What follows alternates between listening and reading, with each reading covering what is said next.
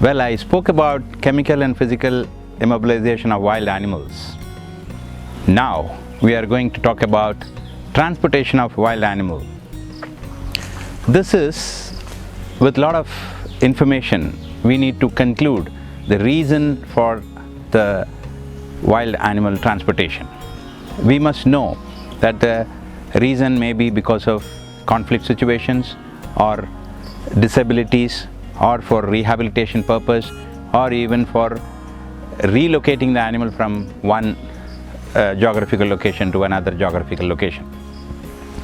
After understanding the reason for transporting the wild animal, as we already discussed, the permission part comes on the priority.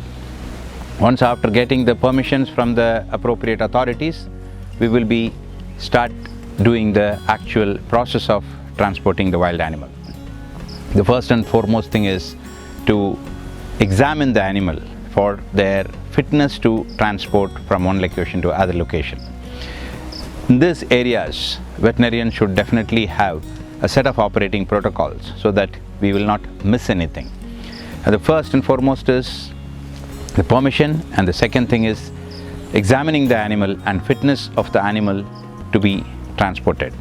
And the third thing is ensure that the animal's transportation vehicle is appropriately designed for the species specific modalities. So once the species of our interest for the transportation, we need to ensure that the transportation cage is stress free to the animal and there is no compromisation of welfare of this particular species, and ensuring that there is no disease transmission. So examining is not only for physical examination, and also for disease screening is also important before we decide upon the transportation of any wild animal.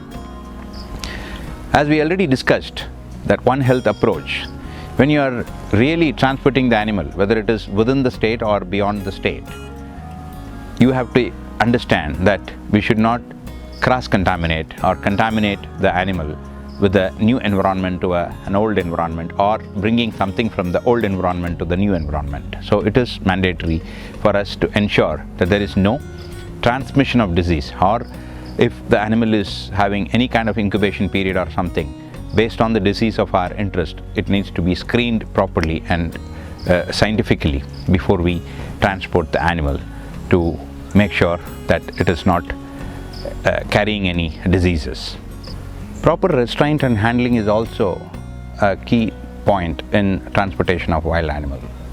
When it is important to do any sedative procedure or even a minor immobilization procedure, then the vet should take a call to ensure the animal is loaded into the specific or species specific transportation crate with less stress, and the crate should be escape proof, and it should not have any kind of edges, and it should be very animal friendly crates, and the loading and unloading should also be done in a very methodical and a very stress free way, so that the animal will not get into any kind of stress or agitation or even behavioral disturbances.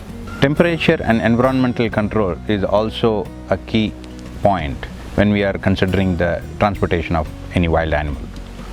We should not do that in extreme weather, whether it is too hot or too cold, and at the same time the animal should be given adequate rest in between, depends on the distance of the travel, and we have to ensure that the vitals and in between preliminary examinations will be done on and off, so that there won't be any emergencies or casualties. When we are doing any transportation of these bigger mammals, it should be done in a very well organized vehicles, and it should be adequate in size, and during the transportation we should avoid the stress like taking into a high traffic areas, or even in a very high speed. So these are all the points to remember, like you should take it in a medium speed limit and then take it through the routes of very less traffic, and you should have the emergency protocol in place, so that if there is any untoward action happens, the team should be well trained to get into a kind of action that immediately helps the animal and prevent any kind of casualties both for the animals as well as the handler. So these all points we need to ensure, and hygiene and biosecurity is also one among the important point that we need to ensure. The disease transmission or even cross contamination should never happen, and the post transportation procedure or even monitoring is also very important. Once you reach your designed or designated destination, the animal should be under quarantine and it should be monitored properly for any kind of disease or incubation period of any particular disease, and you have to alleviate the stress of the animal by giving adequate nutrition and ensure that the stress anti-stress medication should also be given, and the animal should be comfortable and acclimatized to the new environment. So based on their habitat and the examination or the preliminary assessment of the habitat is very important. So we always think if one particular part of the geographical location, if the animal is getting into human conflict, and they always capture that and then release it into the next region or a next area, the next forest boundary, then the problem is only transported. So it is very important for any wildlife vet should at least understand the holistic reasons for all these capture and what is the issue with the individual conflict animal. Only then the recommendation will be very fruitful in the interest of conservation. So the wildlife vet should definitely take part in the release of these animals whenever it comes to the conflict management mitigation. So when we are talking about these release back into the wild, there are certain aspects that we should always think about it. One is habitat assessment and restoration. So the assessment of the habitat is very important, that the number of existing individuals within the stipulated area should never give competition to this particular individual, so that the food and resource competition will not happen, and that should not make more disturbance in the social behavior of the inter and intra-species related behavior. And the second thing is species and population health assessment. So we need to understand what is the population status of this particular species when we are rewilding this particular individual into the existing habitat. So that should not disrupt or inconvenient the existing population, so that the health, especially when they are getting into stress and a lot of other problems or re-emerging diseases should be come into the picture. So that screening of these animals is also important before we release them back into the wild. The other important thing is behavioral conditioning and adaptation training. So the behavioral conditioning is one of the important aspects, that the individual species based behavior should be noticed or even observed, so that this should not intervene with the existing population size or even the behavior of the group of animals existing in that particular habitat. Community engagement and support is also part of this releasing back into the wild, because the people around that natural habitat or even the protected area should also be aware on a very methodical way, so that the support from the local community is also play a major role, because the awareness created about this particular species and their ecosystem contribution or ecological contribution has to be informed to the local community, so that they will also respect this successful releasing back into the wild, and their awareness and their attitude towards the animal, and then how to avoid such kind of conflicts again. And they should be aware of their self-protection, so that the conservation will be approached holistically. The other important point is monitoring and adaptive management. So monitoring after this successful release is also play a major role, because when we lose the track of these animals, they can again come into contact with the human habitat and become a potential conflict individual. So it is important to monitor them in a very scientific or methodical way, so that we understand the expectations or even the lack of understanding of our side towards this particular individual, or if there is any underlying cause for this particular individual to get into human habitat, needs to be addressed appropriately. And ecosystem and biodiversity impact analysis based on this introduced animal, I mean like rewilding done, then what is the change in the ecosystem has to be done in a very systematic way. And as I already said, it is not only about the wildlife veterinarians' consciousness, and it is always a multidisciplinary activity of sociologists and the behavioralists like ethologist and wildlife biologist has to work hand in hand. Only then the holistic approach will be achieved. Legal and ethical compliances is also one of the important variant when we are talking about the reintroduction or even this rewilding of this species, because it may change between the local government to the state government or national parks, and depends on the landscape. It has to be properly compliant so that there won't be any legal constraints when we are trying to release the individual animal, whether it is rescued or even reintroduced as per the species requirement and the local habitats requirement. And the last one is the resource allocation and sustainability.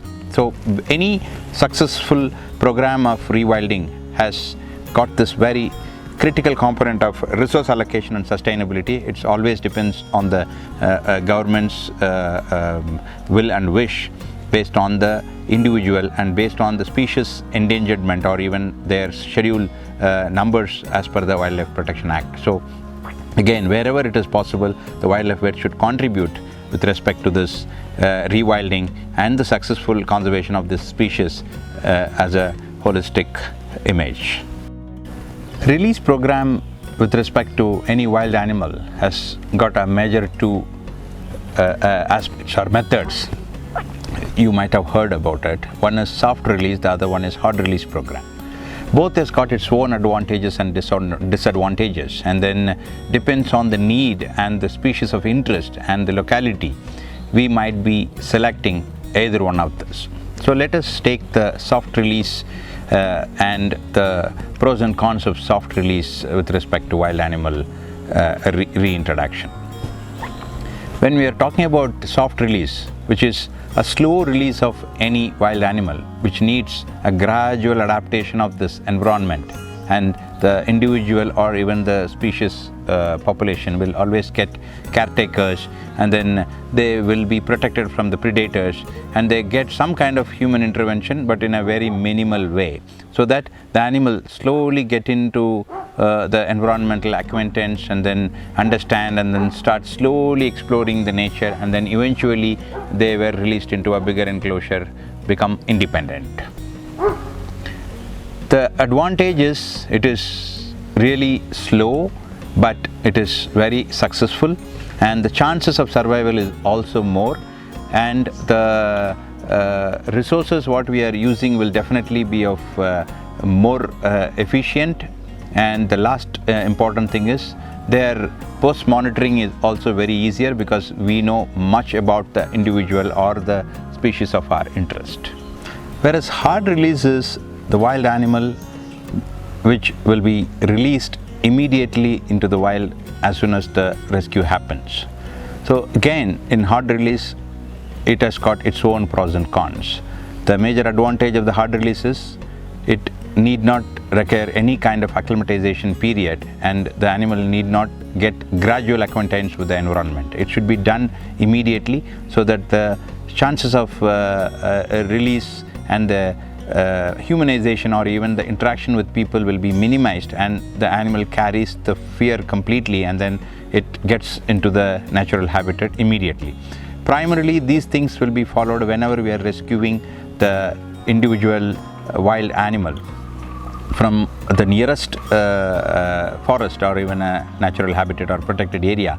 Then obviously we expect this particular individual is from the nearby forest, and they get released back into the wild immediately.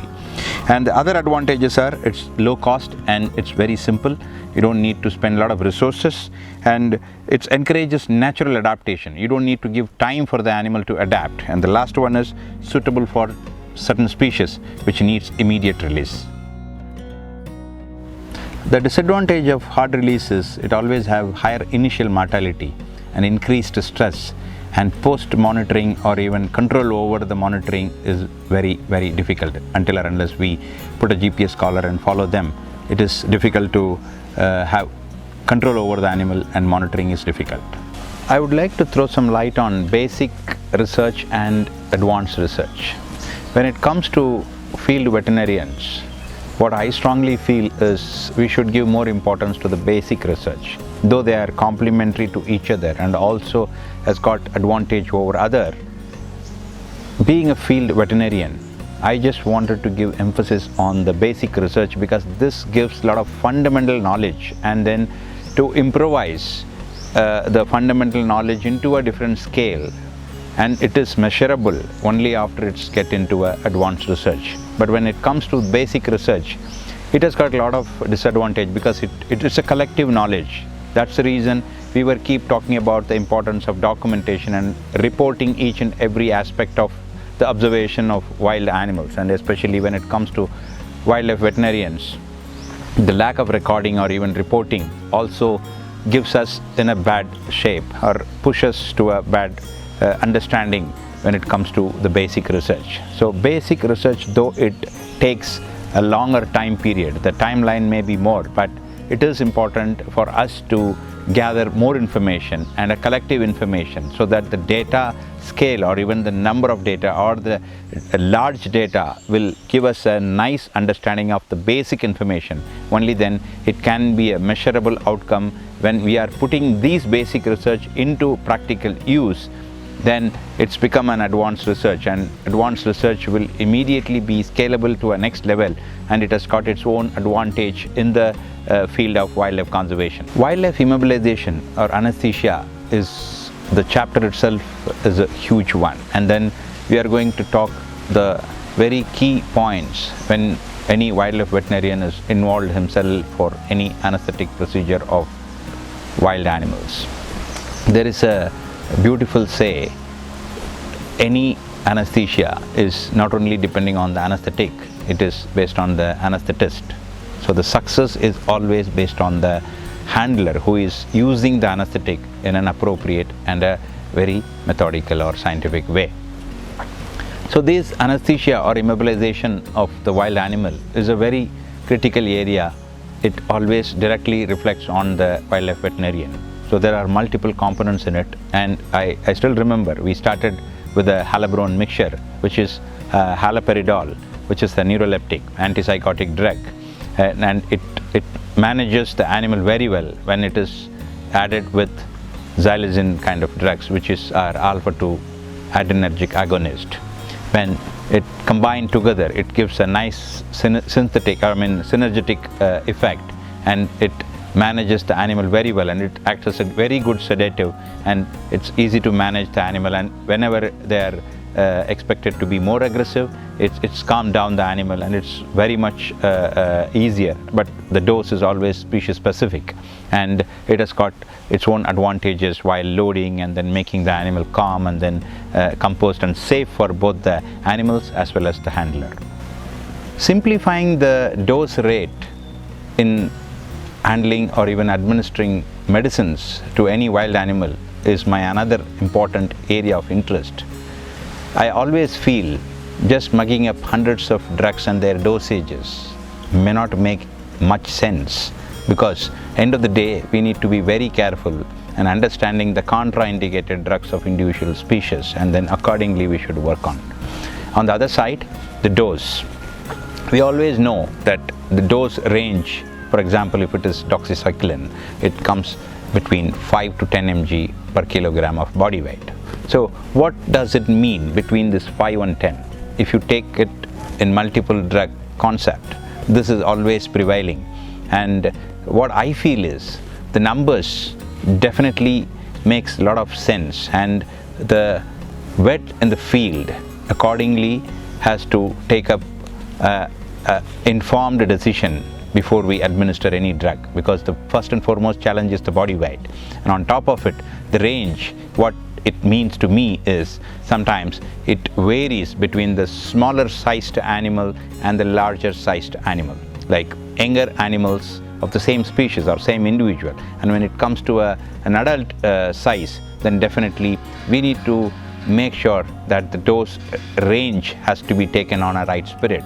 And even when the same animal is in a different health status, and if it is healthy or ill, then again we need to keep the metabolic rate of the individual animal or the health status of the animal, and accordingly we have to titrate the dose. So keeping hundreds of drugs dose in mind, I don't feel that that is only giving you a kind of a word saying that an intelligent vet. It always important to understand at what point of time what has to be administered as per the interest and the benefit of the animal makes more sense for me than mugging up all the doses. So I would like you to come out of a good ready reckoner of wild animal medical or medicine dose rate book will always easier for easy reference, and accordingly we can deal with the target species.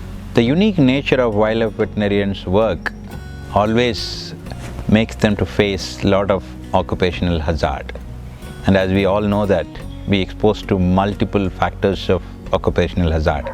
I still remember one of my mentor, Dr. Parag Nigam, has conducted a beautiful study with all the national wildlife veterinarians who are involved in such kind of wildlife rescue or wildlife veterinary practice, and he has conducted a beautiful survey and then concluded something, and it is very important field, and I really wanted to touch upon this subject of occupational hazard and the varieties of occupational hazard every wildlife veterinarian should be aware of, and ensure that there won't be any kind of permanent issues or even disabilities or even casualties should be faced properly by understanding the varieties of occupational hazard which we were exposed to knowingly or unknowingly. The first and foremost point is the zoonotic disease. As we all know that tuberculosis and a lot of infectious diseases including your COVID-19 or even influenzas are very well known examples of us experienced about this transmission of diseases between the wild animal and the people. And then when we are in close contact with wild animals, when we are doing any procedures or rescue or conflict mitigation, then we are more exposed to such kind of zoonotic diseases and physical injuries and animal encounters. As we all know that when we are dealing with conflict mitigation management, we are very much prone for any kind of animal mauling or even trampling, even a heavy kick, and also venomous snake bites. So all such areas needs to be addressed carefully, and one should always have importance to personal protective equipments before we encounter any such kind of wild animals in the field. And the third important point is the chemical exposure. As we all know that we use varieties of anesthetic drugs, and some of them won't even have antidotes. So it is mandatory for each and every wild animal vet should understand about this varieties of chemicals what they are handling, and as I said, it has to be done with a lot of precautions. And not only the anesthetic agents, the disinfectants and pesticides whenever we are using it for pest control or even for biosecurity measures, and the antibiotics and their other medications which were used also directly pose a lot of threats to the vets, which is one of the common occupational hazard. And the other one is the environmental hazard, like extreme weathers and rugged terrain exposed to sun and UV radiation. I remember when we were doing the radio collaring of elephants in the state of Chhattisgarh, we were in the sun for almost 6 to 8 hours, which was completely above 40 degrees, and it's dehydrate the team in a very hard way. So it is important that we should understand such kind of weathers and even a tough terrain we should have adequate precautions and enough of the solutions or even the mitigating measures before we start utilizing such kind of environment when we are involving ourselves in any rescue operations. And environmental hazards like the other exposure to the extreme weather conditions like heat or cold, humidity, or even heavy rain sometimes creates a lot of threat to the veterinarians working in the field.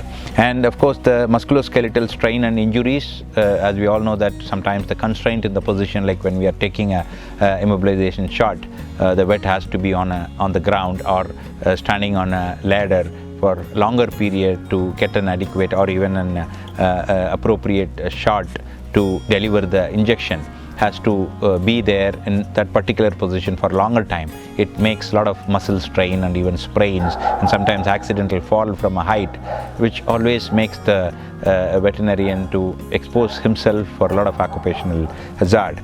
And sometimes even the accidents during animal capture and restraints also happens, like when you always approach an animal which is conscious, and when we are trying to deliver any kind of sedative or immobilization drug, as soon as the dart gets hit, the animal will turn and definitely try to attack the person who has delivered the dart. So it is another important area that one should be in a very safe position or in multiple barricaded area, so that the direct exposure to the animal will be always prohibited. And psychological and emotional stress, sometimes high stakes solution also creates a lot of stress to the veterinarian in the field, and if it is very conditions of decision making dilemmas and also very human centric problems, which always makes the wildlife veterinarian to take decisions on a right way and then in a quicker way. There are a lot of emotional toll and isolation of them from a family life or even away from the family also makes the individual to get more stressed. So this is one of the occupational hazard that they sometimes need a psychological counseling, so that the stress can be managed in a very well way or in a methodical way. And exposure to poaching and animal wildlife conflict areas, so that sometimes even this areas where the conflict is more the agitation by the people or by the public, irrespective of the designation or irrespective of their position, always makes the wildlife veterinarian vulnerable to face such kind of atrocities by the human or even the public, wherever the casualties happened, or if someone or some community has lost the life in their society, then definitely they will be more impatient or aggressive. So then also it turns into a mob, and then the wildlife veterinarian has to safeguard his personal safety and also security. And the last point is the inadequate access to medical facilities. Sometimes the vet in a remote area has got in some kind of illness or even a medical condition where there won't be any facilities for him to get those problems addressed. So you should always have some medication or first aid tool for the people, so that there won't be any kind of straight or immediate occupational hazard. And transportation and vehicle accidents also is one of the huge area to be addressed. We always have a lot of challenges or complexity in getting conveyance when the field veterinarians get stuck in X or Y location, and they need to come out of it for even for their natural or normal access to food or even water or a proper place to stay. All those things will also pose a lot of occupational hazard to the working vet in the field. And there are a lot of preventive measures one should always understand. I would like to tell a few of the important points, like personal protective equipment, so that the bodily injuries can be avoided. And vaccination and preventive health, always keep adequate